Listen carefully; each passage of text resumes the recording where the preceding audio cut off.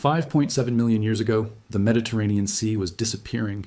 Not slowly, not gracefully, but catastrophically, the way only the Earth can move when its tectonic machinery decides to do something enormous and irreversible. The Strait of Gibraltar, the narrow channel connecting the Atlantic Ocean to the Mediterranean basin, had been closing for thousands of years as the African and Eurasian tectonic plates ground into each other in geological slow motion. And then, approximately 5.96 million years ago, the connection closed for the last time. The Atlantic stopped flowing in. The Mediterranean, sitting in a hot climate that evaporates far more water than rivers alone can replace, began to shrink. Its surface dropped. Its edges retreated. Its vast interior became first a chain of hypersaline lakes, then a salt flat, then a sunken desert basin sitting 3 to 5 kilometers below the surrounding land. Deeper than the Grand Canyon is wide, hotter than almost anywhere on Earth. A dead, salt-encrusted abyss where one of the world's great seas had been. Geologists call this the Messinian salinity crisis. It is one of the most dramatic geological events of the last 10 million years, and it is the backdrop against which the most controversial and potentially most important footprints in the history of human origins were pressed into the coastal mud of what would one day become the island of Crete. Because just before the Mediterranean finished dying, just before the sea retreated for the last time, and the salt desert swallowed the basin, something walked along that retreating shoreline. It walked on 2 legs. It left its prints in the soft coastal sediment of the late Miocene shore. And those 50 footprints, buried under millions of years of geology and then exposed again by coastal erosion near a small village called Trekilos in western Crete, have been sitting in the open air waiting, first for a scientist on vacation to notice them, and then for the rest of the scientific world to figure out what exactly they mean.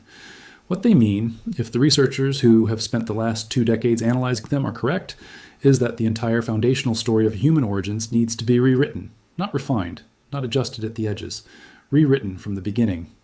The footprints were first noticed in 2002 by Gerard Gierlinski, a paleontologist at the Polish Geological Institute, who was on holiday in western Crete when he walked across a rocky beach surface near the village of Trekilos and saw something pressed into the ancient stone beneath his feet. Gierlinski was a professional. He recognized fossil tracks when he saw them. He understood immediately that what he was looking at was unusual. But the full weight of the discovery, what these tracks actually were, how old they were, and what they implied for everything science thought it knew about human evolution, took another 15 years of careful, systematic scientific work to fully establish. In 2012, he returned with permission from the Greek government to conduct a proper study. The team that assembled around the Trekilos site used laser scanning equipment and 3-dimensional imaging to document approximately 50 individual footprint impressions spread across roughly 400 square meters of ancient coastal rock. They measured each print with morphometric precision. They built digital models. They compared those models against the feet of modern humans, chimpanzees, gorillas, bears, and every other candidate that could conceivably have made the tracks. And when those analyses came back, the team, led by Gierlinski and including Per Ahlberg, a professor of evolutionary biology at Uppsala University in Sweden, sat with the results for a long time before they felt ready to tell the world what they said. What they said was this. The Trekilos footprints were made by an animal walking on 2 legs. Not occasionally, not experimentally, not in the awkward wide-based shuffle of an ape temporarily testing its hind legs, but in fully committed, architecturally structured bipedalism, with the full body weight pressing down through an upright posture and the feet striking the ground in the alternating single, foot pattern of a genuine biped. The foot that made these tracks was plantigrade, the entire sole pressing flat against the ground with each step, from heel to toe. This is how you walk right now. It is not how any other living primate walks. It is not how bears walk. Plantigrade bipedalism in the living world is essentially a human signature, but the analysis went deeper than gait. The Trekilos prints show 5 toes arranged in a progressive pattern where they decrease in size from the big toe outward, exactly as in human feet. They show no claw impressions whatsoever.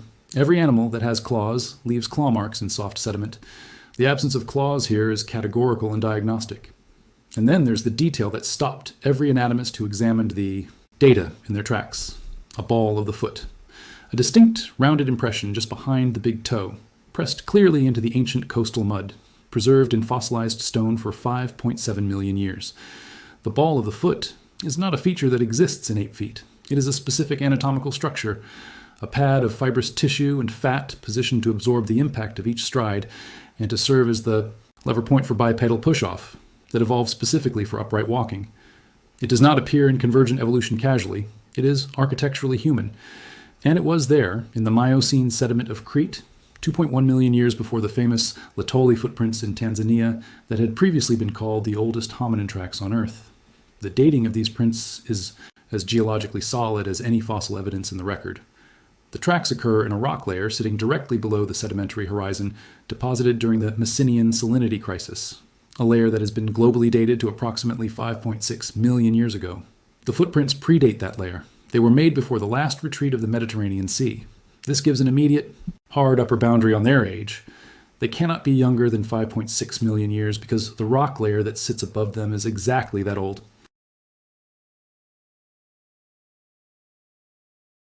Foraminifera, microscopic marine organisms whose shells are preserved in the surrounding sediment and whose species compositions change in documented patterns over geological time, were sampled from layers above and below the track-bearing horizon and further constrained the age estimate.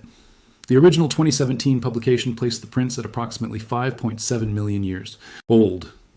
A 2021 reanalysis by a team at the University of Tübingen using magnetostratigraphy and cyclostratigraphic data pushed the estimate back further, to approximately 6.05 million years.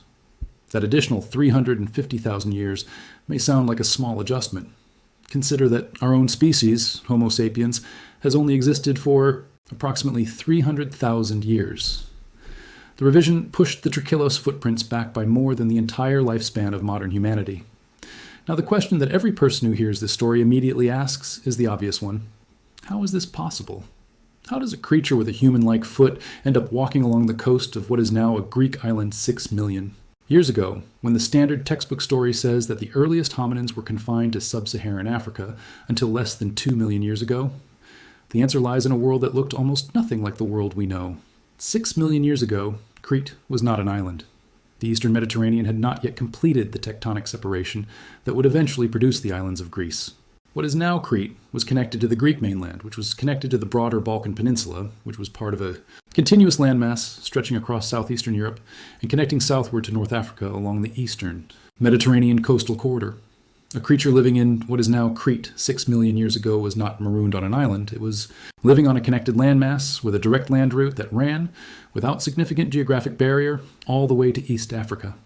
And here is the second piece of the geographic puzzle that makes the Trachylos discovery not just possible, but coherent.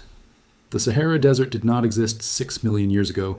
The vast, hyper-arid expanse of northern Africa that today forms one of the most effective biological barriers on Earth was, in the late Miocene, a mosaic of savanna, open woodland, and grassland that was continuous with the East African savannas, where the oldest African hominin fossils are concentrated.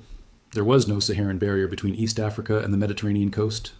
The landscape that ran from Kenya northward to what is now Greece was ecologically open and accessible to any large savanna-adapted primate capable of following the grassland corridor.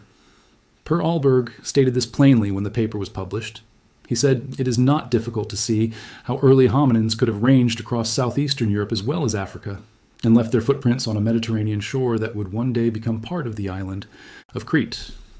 A creature adapted to open savanna environments in Africa could walk from East Africa to the coast of what is now Greece without ever leaving its ecological comfort zone. Because in the late Miocene, that route was one long, continuous savanna. The scientific establishment's response to the Trachylos footprints has been, as might be expected, sharply divided. The most common objection from skeptical researchers is not about the dating. The geological constraints are difficult to challenge, and not about the bipedal character of the prints, which the morphometric data supports strongly. The most common objection is about the identity of the trackmaker. Could an unknown Miocene primate, not actually a hominin, but something that independently evolved a human-like foot through convergent evolution, have made these tracks? It is a legitimate scientific question. Convergent evolution is real. Dolphins and fish evolved similar body shapes through separate evolutionary paths. Birds and bats evolved wings independently. Could a non-hominin primate living in the late Miocene Mediterranean independently evolve a ball of the foot, a non-divergent big toe, a plantigrade gait, and the absence of claws all at once? The Trachylos researchers acknowledged this possibility directly in their paper, which is a mark of genuine scientific honesty, but they also pointed out why convergent evolution struggles as an explanation here. The human foot is not a single feature. It is a system, a coordinated cluster of anatomical structures that work together to enable efficient bipedal locomotion. For a non-hominin primate to independently evolve every element of this system in precise combination would require convergence of specificity that has no parallel in the primate record, and that strains the principle of parsimony, the scientific principle that the simplest explanation, consistent with the evidence, is usually the right one. The simplest explanation for footprints bearing every defining characteristic of a hominin foot is that they were made by a hominin. And here is where the story connects to another discovery that was already quietly unraveling the Africa-only origin model before Trakalos arrived to push the debate into an entirely new dimension. In about May 2017, just 4 months before the Trakalos paper was published, a team led by Professor Madeleine Boehme at the Senckenberg Center for Human Evolution published 2 papers in the journal PLOS 1, reanalyzing 2 fossils that had been known for decades but never properly understood. The first was a lower jawbone found during World War II near Athens, Greece in 1944, found during a conflict so catastrophic that this extraordinary scientific specimen was essentially ignored at the time of its discovery and filed away without the attention it deserved. The second fossil was a single upper premolar tooth found in Bulgaria. Both belong to a Miocene primate long classified as an extinct great ape under the name Greco-Pithecus freybergi. Scientists had assumed for decades that Greco-Pithecus was simply an ancient ape, interesting to specialists, irrelevant to the human story. What Boehme's team found when they applied modern CT scanning to these fossils demolished that assumption with clinical precision. The internal tooth root structure of Greco-Pithecus was unlike any known ape. Great apes have 2 or 3 separate diverging roots in their premolar teeth, a consistent and diagnostically reliable anatomical pattern. Greco-Pithecus had premolar roots that were partially fused, converging toward each other, a structure described as characteristic of members of the human lineage, including Ardipithecus, Australopithecus, and early Homo. The lower jaw showed additional features consistent with pre-human classification, and the dating of the geological sediment sequences at both the Greek and Bulgarian fossil sites produced a number that made the paleoanthropology world pause. 7.2 million years ago. Greco-Pithecus freybergi, now nicknamed El Greco by the researchers, is 7.2 million years old. That makes it hundreds of thousands of years older than Sahelanthropus chadensis from Chad, the 6 to 7 million year old African specimen that had been considered the oldest plausible hominin. If El Greco is genuinely a pre-human rather than an ape, then the oldest known member of the human lineage is not from Africa. It is from Greece, and it lived in the same late Miocene Mediterranean landscape where, 1 million years later, something with a fully human-like foot was walking along the Cretan shore. The implications of placing these 2 discoveries side by side are considerable. A 7.2 million year old possible pre-human from Athens, a 5.7 to 6 million year old set of bipedal footprints with a ball of the foot and a non-divergent big toe from Crete, both from the eastern Mediterranean, both from the same late Miocene geological window, both from a landscape that was, at the time of their making, directly connected to East Africa by a continuous savanna corridor without geographical barrier. The standard model of human origins says none of this should be possible. The Miocene Mediterranean is not supposed to be in the human story this early. Hominins are not supposed to have been walking with modern-style feet 1 million years before Ardipithecus, which itself had a more primitive, partly ape-like foot with some degree of big toe divergence. But here's the thing about Ardipithecus that makes the Trakalos paradox even more acute. Ardipithecus ramidus, the Ethiopian hominin dated to approximately 4.4 million years ago, had a foot that retained a divergent, grasping big toe, a partly ape-like foot that scientists read as evidence for a creature still spending significant time in trees. It is often cited as evidence for the gradual evolution of the fully human foot from a more ape-like predecessor, but the Trakalos prints, made 1.5 million years before Ardipithecus lived, show a foot that is already more human in configuration than Ardipithecus, a non-divergent big toe, ball of the foot. Plantigrade commitment. If these prints are genuinely hominin, then the human foot did not evolve gradually and continuously from an ape-like Ardipithecus-style foot through the sequence the textbooks describe. Something with a more advanced foot existed before Ardipithecus, in a different part of the world, walking along a Mediterranean beach while the sea behind it, prepared to die. That something left no bones at Trakalos, no skull, no jaw, no limb fragment, no teeth, nothing that would allow scientists to assign it a species name or place it precisely on the human family tree. The 50 footprints are everything, and 50 footprints, as extraordinary as they are, cannot tell you what the creature's face looked like, how large its brain was, whether it used tools or whether it belongs on the direct line to Homo sapiens or on a separate branch that eventually went extinct without contributing to the living human lineage. These are the questions that keep researchers who work on the Trachylos material awake at night, because the honest answer to all of them is that we do not know. El Greco, the 7-million-year-old Grecopithecus from Greece, is the most plausible candidate for the ancestor or close relative of the Trachylos trackmaker. Geographically and temporally, the fit is as good as anything in the Miocene fossil record. But Grecopithecus is known only from a jaw and a tooth. We have no idea what its feet looked like. The connection between El Greco and the Trachylos prints is chronologically reasonable and geographically coherent, but it is inference, not proof. What the discovery has done, and this may be its most lasting contribution regardless of how the specific debates about identity and phylogeny eventually resolve, is force the field of paleoanthropology to confront an assumption that it had held so long and so comfortably that it had stopped examining it. The assumption that Africa is the only place that matters in the story of human origins. For a century, the fossil record appeared to support this assumption, because the fossil record of early hominins was overwhelmingly African. But fossil records are not neutral samples of ancient reality. They are products of where researchers have looked, for how long, with what resources, and under what political and logistical conditions. East Africa has been intensively, systematically, extraordinarily well excavated for early hominin fossils for over 100 years. The Mediterranean region has not. The Miocene fossil record of southeastern Europe is sparse, not because nothing was living there, but because the systematic scientific attention that built the African record has never been applied to the Mediterranean with equivalent intensity. The Trachylos footprints were literally walked past by tourists for years before a professional happened to notice them. How many other sites, how many other fossil surfaces, how many other preserved moments from the Miocene Mediterranean landscape are sitting unnoticed under the feet of hikers and beachgoers and farmers in Greece, Turkey, Bulgaria, and the islands of the Aegean? The Mediterranean itself, during the Messinian salinity crisis that brackets the Trachylos, the climate shifted. The corridors connecting Europe to Africa changed as the sea level dropped and new land connections formed and old ones were severed.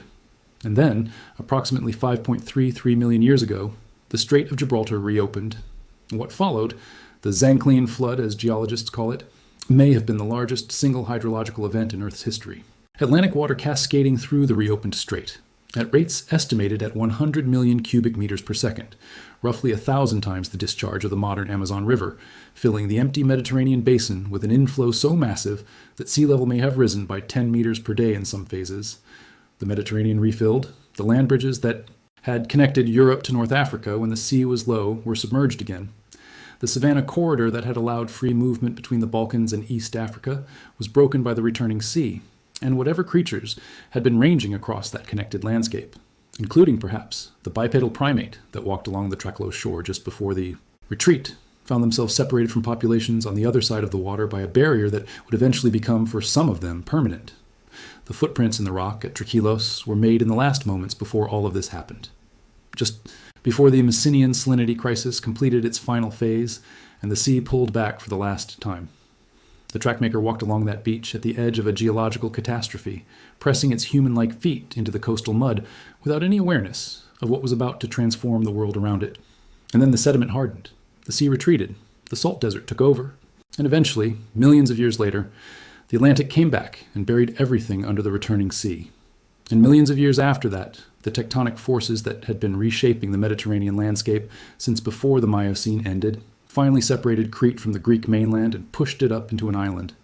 And the erosion of that island, over millennia, slowly uncovered the ancient coastal surface where those 50 prints had been waiting in the rock, waiting for someone to kneel down in 2002 and look at them properly for the first time, waiting for the CT scanners and the laser imagers and the morphometric software and the foraminifera biostratigraphy and the cyclostratigraphic analysis that would eventually tell the world how old they were and what kind of foot had made them, waiting for science to catch up to what the rock already knew. What the rock knows is this: 5.7 million years ago, and possibly 6 million years ago, older than any previous estimate, older than any African fossil confidently claimed as a biped, something walked along the shore of the late Miocene Mediterranean. It walked upright. It walked efficiently, with the heel-to-toe weight transfer and the 4-foot push-off that define the human gait. It walked on feet that had a ball behind the big toe, 5 forward-pointing toes without claws, and a non-divergent hallux pointing straight ahead in the direction of travel. It walked on feet that, placed side by side with the footprints of a modern human, are more similar than different. And then it walked into the geological record and disappeared, leaving behind no bones, no name, no story anyone can yet tell completely, leaving only footprints in ancient stone, leaving only the question that those footprints press into the foundations of everything we thought we knew about where we came from, and leaving, for anyone willing to follow them, a trail that leads not to a single origin point in a single African valley, but to a world far wider, far older, and far stranger than the one the textbooks describe. The trail starts here, in Crete, 5.7 million years ago, on the shore of a dying sea, in the footprints of someone whose name we do not know and whose face we have never seen, walking into a future that would eventually, after unimaginable spans of time and change and extinction and survival and adaptation, produce the species sitting here reading these words. We do not know who they were.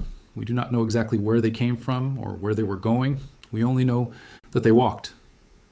And that the way they walked, pressed into the ancient rock of a Mediterranean island that did not yet know it was an island, looks disturbingly, beautifully, undeniably like us.